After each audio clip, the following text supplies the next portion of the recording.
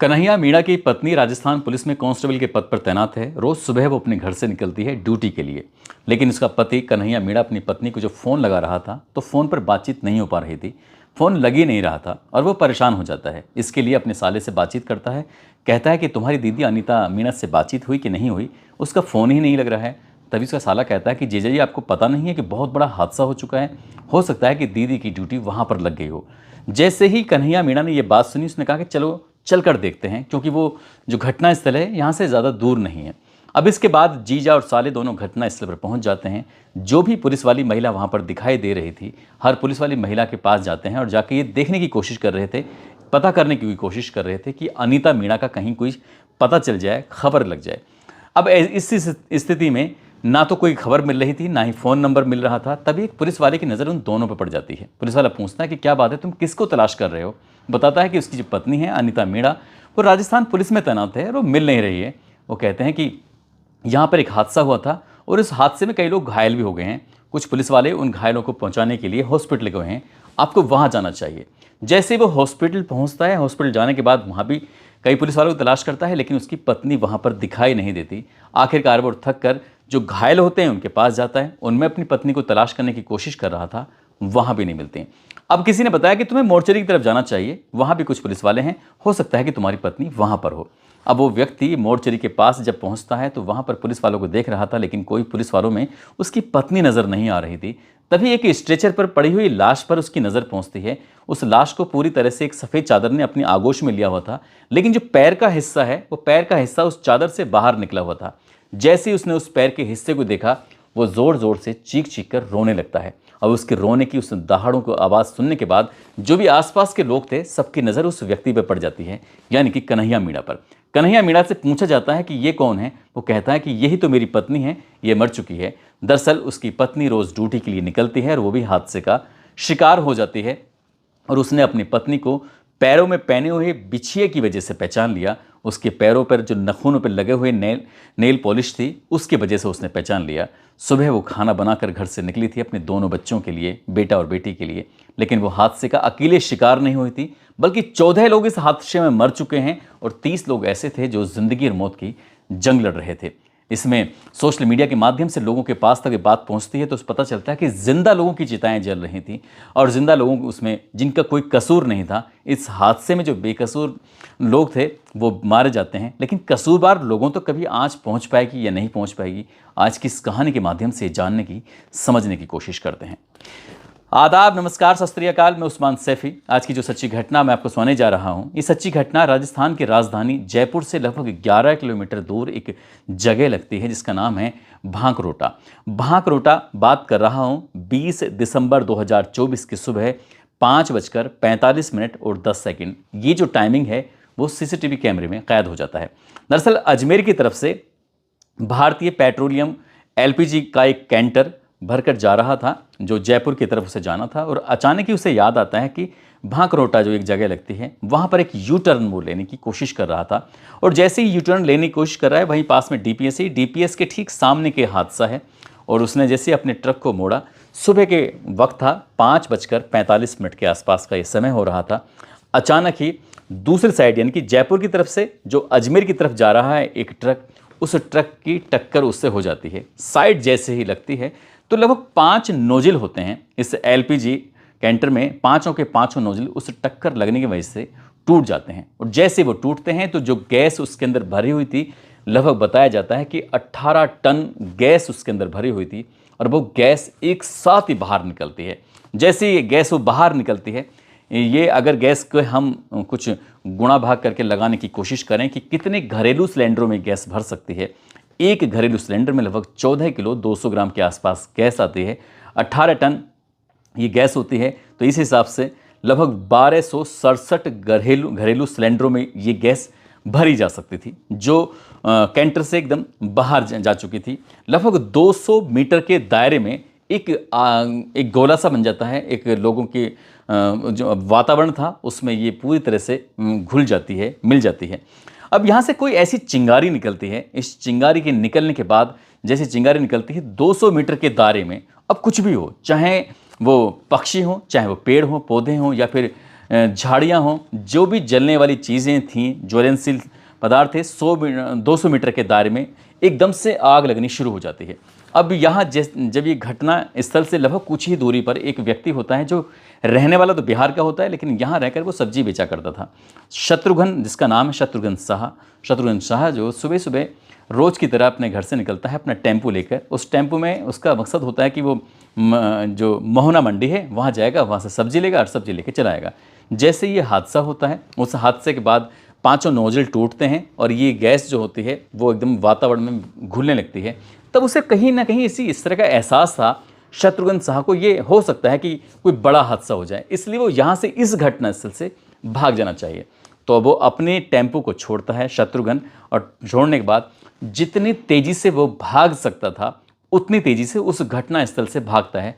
अभी वो मुश्किल से 500 मीटर की दूरी ही तय कर पाया था कि अभी तक तो उसको खुद एक तरह की दुर्गंध आ रही थी एलपीजी गैस की, लेकिन इसी बीच में पता चलता है कि एक आग के गोले के वो भी चपेट में आता है। हालांकि वो बच जाता है, उसका कुछ हिस्सा जरूर जल जाता है।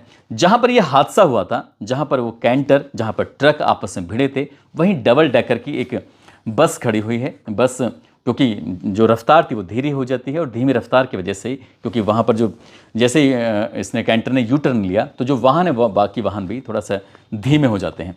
आग जब लगती है वो गुब्बारा जो होता है आग का बिल्कुल गुब्बारे की शक्ल लेता है, और उसने एक साथ वो फटता है, एक साथ बहुत तेज़ी के साथ धमाका होता है, जिसकी ऊंचाई लगभग 150 मीटर के आसपास लोगों ने जो अंदाज़ा लगाया, और 200 मीटर के वैसे सर्किल में, दायरे में वो फैल जाती है आग।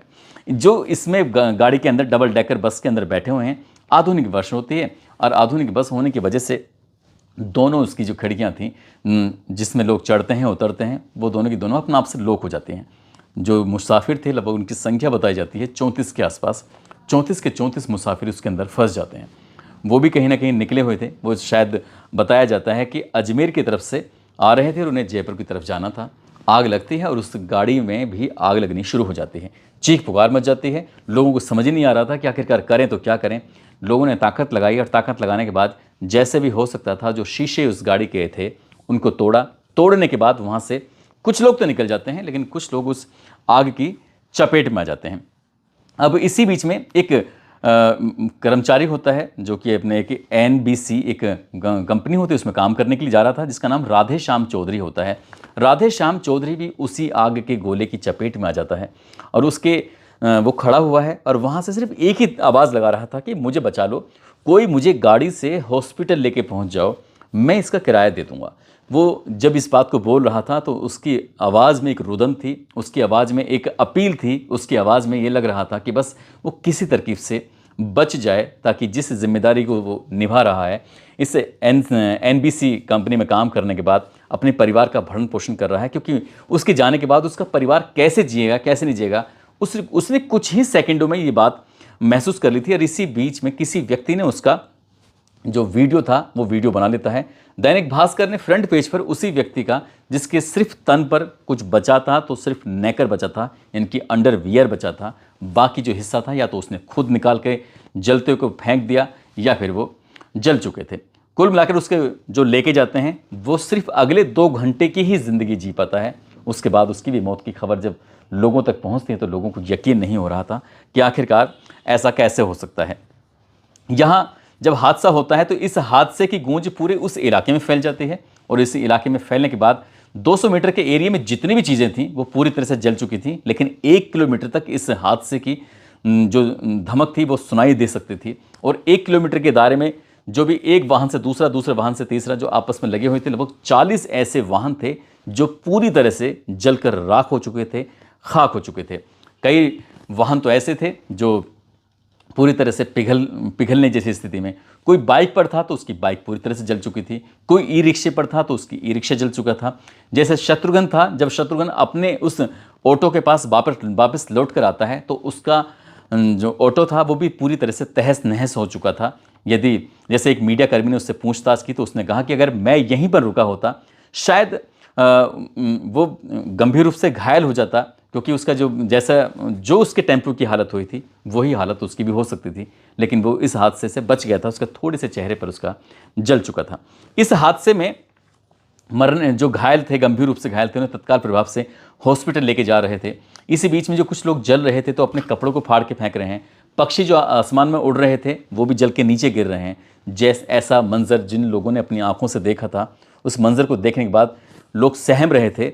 और जहाँ जहाँ तक इस धमाके की गूंज सुनाई दी, अभी सूरज क्या हल्का हल्का दिन निकलना शुरू हुआ था, और 1 घंटे 2 घंटे जब बीतने के बाद पता चलता है कि 5 लोग मर गए। उसके बाद पता चलता है कि 2 संख्या और बढ़ गई है। धीरे धीरे करके जैसे जैसे वक्त आगे बढ़ रहा था, वैसे वैसे मरने वालों की संख्या बढ़ती चली जाती है। बताया जाता है कि मरने वालों की संख्या लगभग 14 के आसपास हो चुकी थी, और इसमें 30 लोग ऐसे थे जो घायल हो चुके थे, और 30 में 20 लोग ऐसे थे जो 80% के आसपास जल चुके थे। और इन 80% में जो जले हुए थे 20 लोग, उनमें 7 लोग ऐसे थे जो ज़िंदगी और मौत की आईसीयू में जंग लड़ रहे हैं। कब तक वो जिएंगे, कब तक नहीं, क्योंकि बताया जाता है कि 60% जलने के बाद भी शायद इंसान पूरी ज़िंदगी ठीक से जी भी नहीं पाता। अब ऐसे ही यहाँ पर सुबह सुबह का वक्त था। एक व्यक्ति जो कि गढ़वालों की दाढ़ी एक जगह लगती है, वहाँ का रहने वाला, जिसका नाम शेरा होता है। शेरा की आदत है कि रोज़ सुबह वो उठता है और उठने के बाद वो मॉर्निंग वॉक के लिए निकलता है। यहाँ पर जो उसने अपनी आंखों से दृश्य देखा, लोग जल रहे हैं, चीख रहे हैं, चिल्ला रहे हैं, और उन्हें हॉस्पिटल ले जाने के लिए जो पुलिस मौके पर पहुंची थी वो पर्याप्त मात्रा में नहीं थी। जो गाड़ियां आसपास थीं वो जल चुकी थी। ऐसी स्थिति में इन्हें लेके कैसे जाएं? तभी शेरा के दिमाग में एक आइडिया आता है। तुरंत ही वो अपने भतीजे को फ़ोन करता है। फ़ोन करके कहता है कि जितनी जल्दी हो सके 3 गाड़ी घर पर खड़ी हुई हैं, तीनों के तीनों किसी भी माध्यम से मौके पर लेके पहुँचे। उसने भी लगभग 12-14 लोगों को हॉस्पिटल पहुँचाया। शेरा जैसे कई लोग ऐसे थे जो यहाँ पर देवदूत बनकर आते हैं, कई लोगों को बचाने की कोशिश करते हैं, कई लोगों को हॉस्पिटल लेके जाते हैं। लेकिन कई लोग ऐसे भी थे जो यहाँ से जिनका कोई कसूर नहीं था, जैसे कि एक रिटायर्ड आईएएस ऑफिसर जिनका नाम करणी सिंह राठौर होता है। करणी सिंह राठौर अपने फार्म हाउस, जो कि इसी भांगरोटा से, वो फार्म हाउस से निकल के अपने जयपुर की तरफ जा रहे थे, लेकिन उन्हें बिल्कुल नहीं पता था कि वो उनकी ज़िंदगी का आखिरी दिन हो सकता है। दरअसल जैसे ही वो यहाँ से निकल रहे हैं तो वो भी इस जगह जहाँ पर आग लग रही थी, उसी आग की चपेट में उनकी गाड़ी भी आ जाती है, और जब उनकी गाड़ी आ जाती है तो वो भी उस गाड़ी में जलकर उनके साथ भी हादसा हो जाता है। अब परिवार के लोग उन्हें लगातार तलाश कर रहे थे, और जब तलाश कर रहे थे उनके कुछ आता नहीं पता नहीं, जो उनका फ़ोन नंबर था वो बंद आ रहा था। तो ऐसी स्थिति में वो करें तो क्या करें? ये पुलिस स्टेशन जाते हैं। वहाँ जाने के बाद अपने कहते हैं कि उनके जो पिता हैं वो दिख नहीं रहे हैं, इनकी करणी सिंह राठौर उनका पता नहीं चल रहा है। तो ऐसी स्थिति में पुलिस ने उनकी जो लोकेशन निकलवाई, लोकेशन निकलवाने के बाद पता चलता है कि उनकी लोकेशन भांगरोटा के पास ही तो है। अब भांगरोटा के पास उनकी लोकेशन पाई जाती है, गाड़ी भी उनकी वहीं मिल जाती है, और डीएनए रिपोर्ट से पता चलता है कि जो उनकी मौत हो चुकी है। डीएनए रिपोर्ट से इस बात का खुलासा हो जाता है। जिस कैंटर और जिस ट्रक की आपस में भिड़ंत हुई थी, उस ट्रक में जो ड्राइवर बैठा हुआ था उसे बचने का बिल्कुल भी अवसर नहीं मिल पाया, मौका नहीं मिल पाया। हालांकि कैंटर वाला शायद वहाँ से उस मात्रा में उसकी स्थिति नहीं पाई गई, लेकिन जो ट्रक वाला था, ट्रक के बारे में, ड्राइवर के बारे में ये बताया जाता है, जब ये हादसा होता है तो वो उस हादसे में जल जाता है। उसकी जो डेड बॉडी मिलती है वो इतनी मिलती है जैसे किसी व्यक्ति की चिता जलती है तो उसके बाद कुछ राख, कुछ हिस्सा बचता है, यानी कि जैसे अस्थियों के लिए कलश होता है, कलश जितना वो बचा हुआ था उसको ही एक एम्बुलेंस में रखकर, उस छोटे से कलश को एक पोटली से लेकर जब वहाँ जाते हैं तो इस बात की बड़ी चर्चा रही थी कि आखिरकार एक जो ड्राइवर जिसका कोई कसूर नहीं, कोई उसका दोष नहीं, और वो भी इस हादसे का शिकार हो जाता है। ये संख्या घट तो खैर नहीं सकती, लेकिन बढ़ जरूर सकती है जिस तरह से हादसा होता है। लेकिन जी इसमें अनीता मीणा है।